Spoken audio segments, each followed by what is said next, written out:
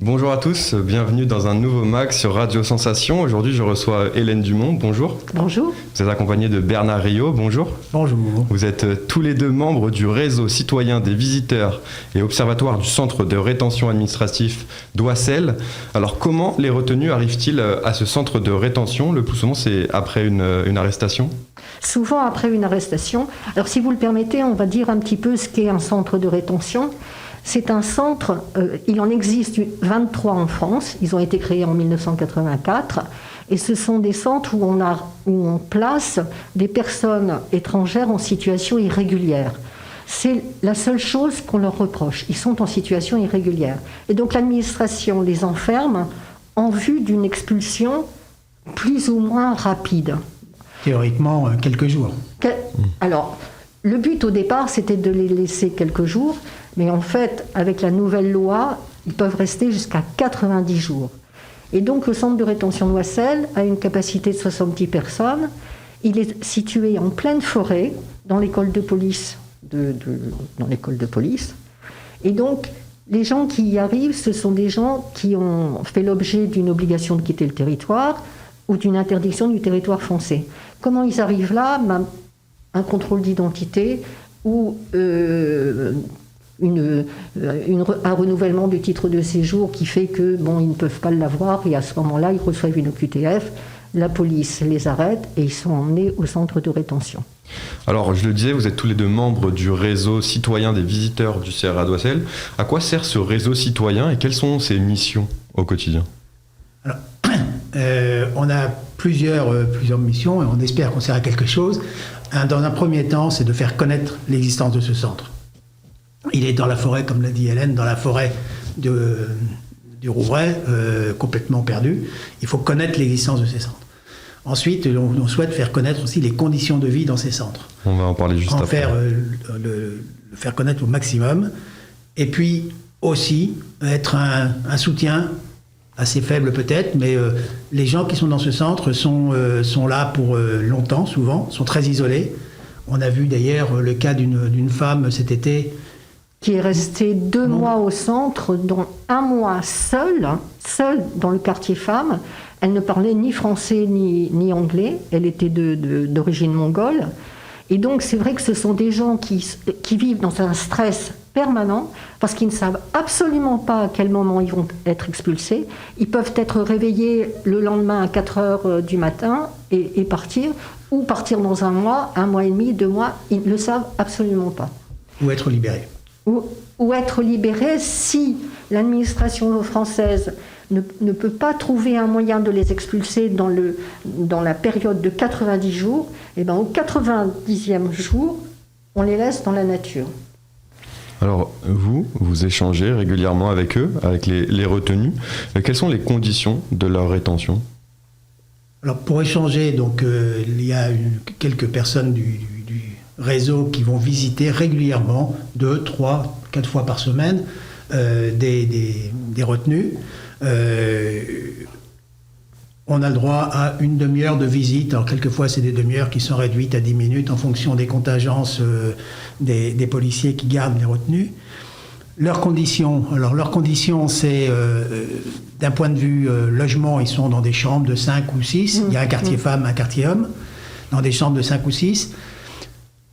Les promenades nous posent un problème dans la mesure où c'est pratiquement impossible. Ils ont une cour qui est à peu près la taille d'un demi-terrain de basket, mais qui n'est accessible que lorsque les policiers peuvent les surveiller. C'est-à-dire une fois par jour, 10 minutes par jour.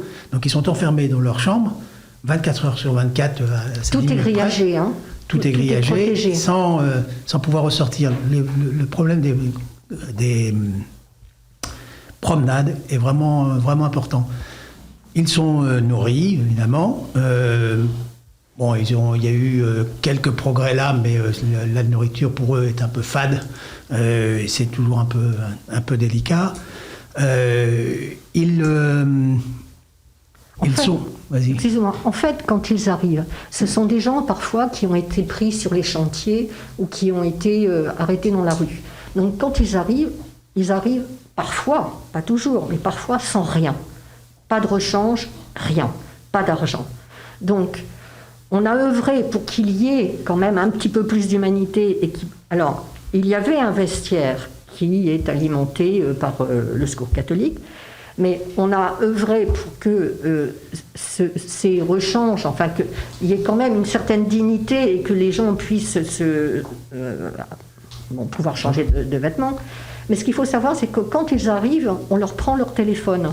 Parce qu'il ne faut absolument pas rentrer avec un téléphone qui fasse une photo. Donc on leur prend leur téléphone. Si ce sont des gens qui n'ont pas de téléphone et qui n'ont pas d'argent, ils n'ont aucune possibilité de contacter leur famille. C'est dire dans quel état de stress, quand on dit qu'on leur apporte un soutien moral, je pense que c'est pas un vain mot, parce que ce sont des gens qui sont en pleine forêt, qui ne savent absolument pas où ils sont, parfois, parce qu'ils sont tous étrangers. Oui, Et parfois, ils ne parlent pas français. Moi, j'ai vu dernièrement quelqu'un qui m'a dit, il est arrivé avec la police aux frontières dans un fourgon, il était en pleine forêt, il s'est demandé, parce qu'on ne lui a pas forcément expliqué où il arrivait, ce ne sont pas des gens qui viennent forcément de la région, ce sont des gens parfois qui viennent du Mans, de Rennes, du Nord. On a des personnes qui viennent de la région Nord. Donc, il y a un stress permanent. Et dans les conditions de vie au centre, alors, Bernard parlait effectivement des conditions d'animation qui sont limites, mais il faut dire aussi que ça réunit dans un espace clos des communautés, des gens venant d'horizons différents. On a des nationalités, et donc, parfois, pas facile, surtout quand on est enfermé dans des chambres, il peut y avoir un peu d'animosité, tension entre retenus, tension aussi avec la police, parce que la police, en fait c'est la police aux frontières qui gère le centre, donc la police est là pour les garder. Malheureusement, on a quand même quelques policiers qui sont pas forcément, qui sont un peu racistes, c'est vraiment pas tous, c'est quelques-uns, mais du coup ça entraîne des tensions qui peuvent être assez fortes, qui peuvent aller jusqu'à un peu des bagarres et des violences. Finalement, sur les conditions que vous décrivez, quelle est la différence entre un CRA et une prison ? Alors, tous vous diront, moi qui vais en prison, tous vous diront que la prison est mieux que le centre de rétention. Parce qu'en prison, ils savent à quelle date ils vont sortir. Là, ils savent absolument pas. Ils peuvent partir à n'importe quel moment, comme je vous le disais, dans un jour, dans 8 jours, etc. Ils ont aussi plus de promenades, ils ont des activités. Oui. Je ne décris pas la prison comme un lieu extraordinaire, mais par défaut, là, il n'y a pas d'activité, ou très peu maintenant. Il y a eu un effort, c'est 1h30 par semaine. Mais c'est un effort qui est notable, qui est à noter, mais ce qui n'est pas suffisant. Il n'y a pas d'activité, c'est pas fait pour. C'est fait pour être libéré d'ici 2-3 jours. Donc c'est juste un hôtel. Et vous dites à quelqu'un, tu vas à l'hôtel, puis demain on t'envoie en avion. Maintenant, il y reste 90 jours. Vous avez manifesté le mi-février dernier devant le CRA. Quelles étaient vos revendications ? Nous, on est de toute façon pour la fermeture des centres de rétention, parce qu'on estime que ça ne sert strictement à rien. Et c'est enfermer des gens pendant 3 mois, parfois pour rien. En revanche, on a manifesté, mais ce qu'il faut savoir, c'est qu'on est loin de fermer les CRA, parce qu'il y a actuellement des constructions de 4 CRA en France, entre Bordeaux, Orléans, Ménil-Amelot et Lyon, je crois. Donc, on essaie de faire connaître à la population, parce que aller dans la rue, personne ne sait ce qu'est un centre de rétention et personne ne sait où il se trouve. Il faut le savoir pour y aller, en pleine forêt du Rouvray. Et donc, on est là un peu...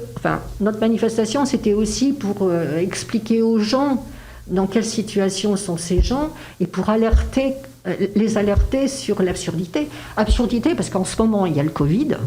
Et je peux vous dire que les lignes aériennes, il y a quand même certains pays qui ont fermé leurs frontières. Donc, on se trouve avec des gens qui nous disent d'ailleurs, l'exemple, actuellement, l'Algérie, il n'y a pas de vol pour l'Algérie. Les Algériens, on va les retenir en sachant très bien qu'on ne va pas pouvoir les expulser. C'est quand même un petit peu absurde. Merci en tout cas à tous les deux d'être venus sur Sensation pour témoigner. Je rappelle que vous êtes tous les deux membres du centre de réseau des citoyens, des visiteurs du centre de rétention d'Oissel. Et vous pouvez retrouver cette émission en podcast audio ou vidéo sur notre site ou bien sur notre application Radio Sensation.